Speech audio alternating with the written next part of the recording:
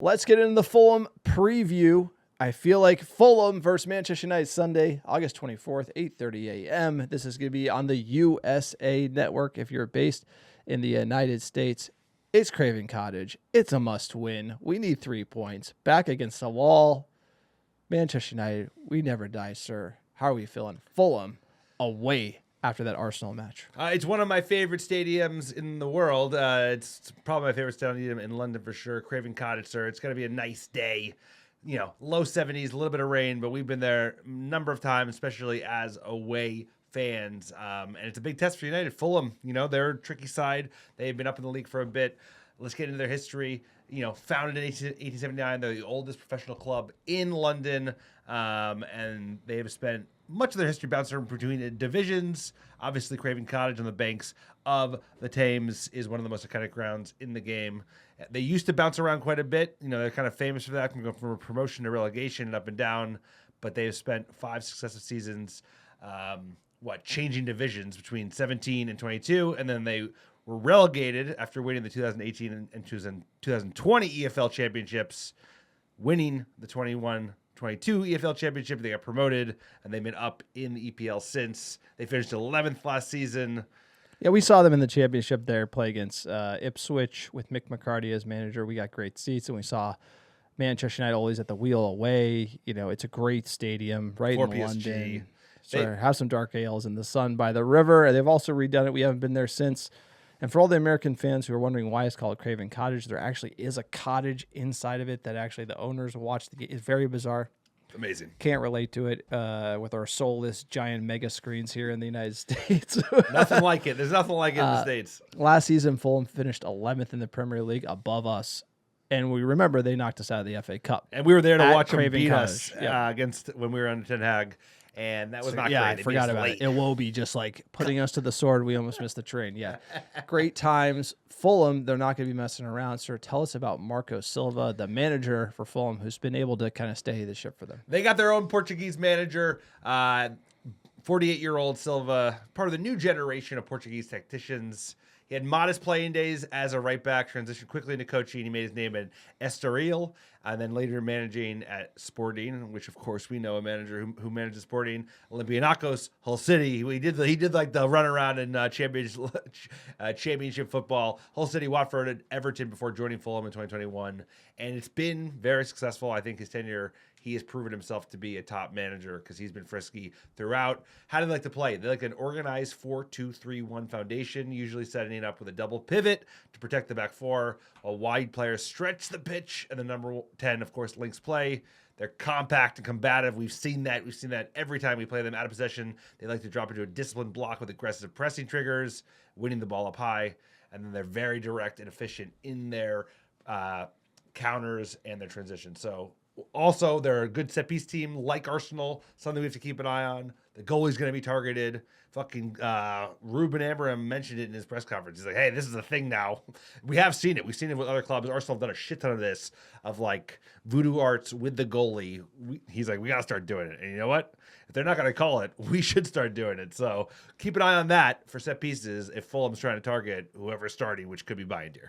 Yeah, you got to watch out for Iwobi, who, you know, tends to boss the midfield, did well against Brighton, and also Antonee Robinson, U.S. men's national team. Watch there. Lifetime versus Fulham, we've won 58, drawn 20, lost 16, sir. The last 5 against Fulham, won 3, lost 2. Like I said, we got bounced in the FA Cup on penalties in March at the Cottage. That is the last time we played there. John and I were lucky enough to see the only loss in the league since 2009, which is pretty impressive. We've had a pretty good record. No, it was Fulham. like 1-1. We were fighting back to win it, and we threw the kitchen sink, and then that Iwobi goal. Oh, man, it was bad.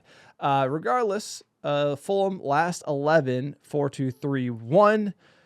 You got to watch out for Iwobi, like I mentioned, and Raul Jimenez up front. You know, the Muniz was the spoiler against Brighton at the death. I thought Brighton had dominated, but you know, Fulham was a scrappy side, and they scored a late winner, so the vibes are good. The late drawing goal, so the vibes are going to be high, and they're going to be ready to play at home against Manchester United. I feel like we don't want this Arsenal, hey, we didn't win, but we played well to go to our heads. Yeah, we got to be thirsty for a dub here, and we got to come in and play well.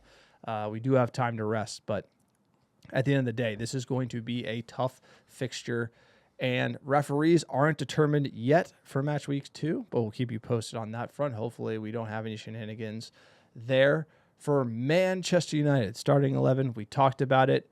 From Arsenal, what adjustments would you make from how Amorim picked it? So just reminding folks where we lined up for the Arsenal game. If you're not watching on YouTube, Binders and net, it was Euro, DeLit, Shaw as the back 3. Delo and Dogu were the wing backs. Casemiro and Bruno in the holding 2. And Mbumo, Mount, and Cunha as the front 3. Now, I'd make 3 changes. I would put Onana in net. He's our keeper until he's not. He only had 3 training sessions, apparently. That's apparently why he didn't play. It wasn't because... So you're bold. I'm going chops. You're going back to chops?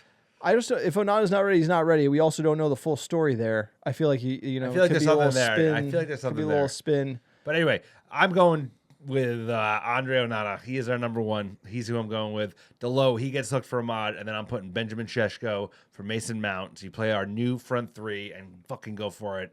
It is Fulham. This is the 11 that you should have done when you went, maybe minus by the goalkeeper change. But those 2 outfield players should have probably started against Arsenal. I think they would have had an impact. That's what I'm going for. What are you thinking, sir? Yeah, I'm not going to go as much FIFA. I'm going to keep Delo there. I like the option with Amad coming off the bench, and I'm probably going to put Sesko on for Cunha because I thought Mount worked out well with the versatility, and then you could imagine Mount floating one of those crosses far post. I just feel like Mbumo, Cunha, and Sesko's a little kitchen sinky, and you want options on the bench to change the game. So I would, and we also have the midweek with Grimsby Town. You got to be thinking about following Fulham. So at the end of the day, I'm going to probably rotate a little more and bench Cunha for Sesko, as controversial as that is. Hey, it's a big match, like you said.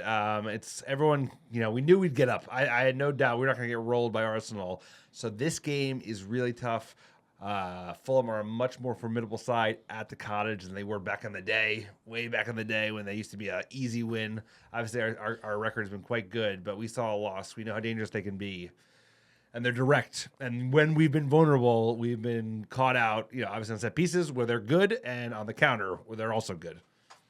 Yeah, and it's going to come down to who can get it behind, right? They have Iwobi and, like I said, Robinson and Mbomo and Delo. If they can exploit that space, that'd be critical in the match. So, look, we got to play our game, and let's get Sesko on the score sheet. Booking the bookie, sir. What do we got for odds? Sorry, it's been a while since United have been the favorites, but here we are. Plus 210 for Fulham at home, plus 240 for the draw, and plus 125 for United to win. Sir, you're up first. Score prediction time. We both got a big old donut. Neither of us got it right. Of course, we both called the win. United did not win. Love the website. Looks super slick. Everybody involved, enjoying it. It's going to get very, very exciting as the games roll into the season. So give me your prediction for Fulham versus United next weekend. Well, first, everybody check out www.mufcpredict.com. We turned our match prediction into a game that you can play.